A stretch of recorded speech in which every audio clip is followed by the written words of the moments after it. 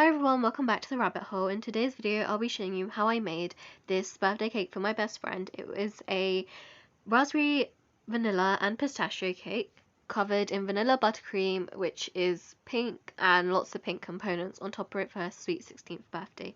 So I'm putting my vanilla cake sponge at the bottom because I think it's the most dense, so I've kept that at the bottom for a sturdy cake, and I'm adding some homemade raspberry jam in the middle for the filling on top of the vanilla buttercream, and I'm piping a dowel around it, not a dowel, a dam, and a dam is really important. As you can see here, I did the dam on top of the jam for some reason because I completely forgot about it, and then the jam started oozing out of the cake when it shouldn't have, and it created a headache. So you can see that kind of coming out of the cake over time. So what I had to do was I had to do a very thick crumb coat and then keep that in the fridge wrapped in cling film, and use dowels to avoid the cake from sliding around. You can see I have the green pistachio sponge and the purple pink raspberry sponge, and then I'm topping it off with pistachios inside and raspberry jam that I made at home, and a final layer of vanilla, so you've kind of got the two other flavors sandwiched in between.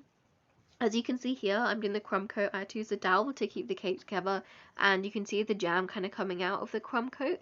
So that was a big issue, but I managed to solve the issue because in the end the cake ended up being okay, and I let it set for a while, so it was fine. So I'm doing my crumb coat here, as you can see, and then I'm piping my buttercream for the outside of the cake. So I'm doing a pink ombre. I'm starting off with white at the top, only so that means that I can just use one bowl to dye my icing, because I've got white icing, then I'm adding a bit of pink food coloring, and slowly adding more and more and more, so it gets darker the further down you go.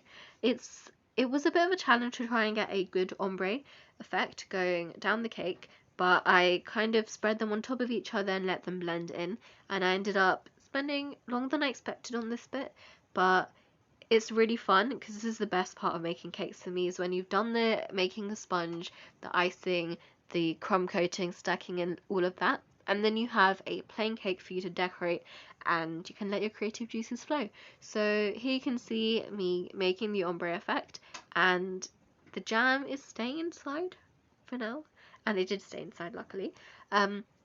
It's getting darker as I go further down, so I looked online for some different ideas on how I could decorate this pink sweet 16 cake.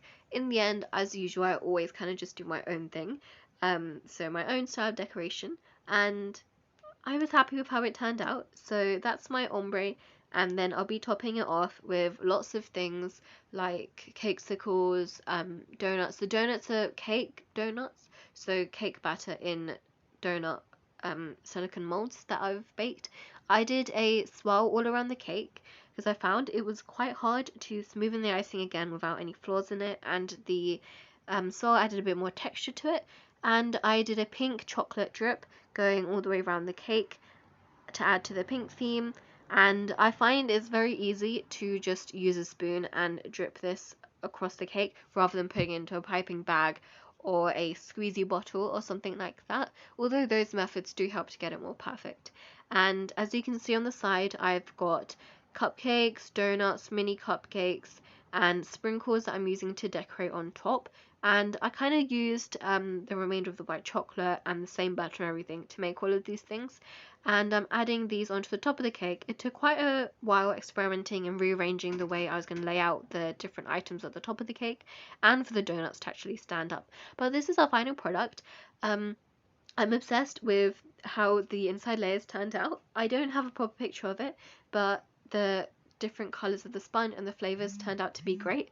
So I hope you guys enjoyed watching that video, and thank you so much for watching. I'll see you in the next video. Bye.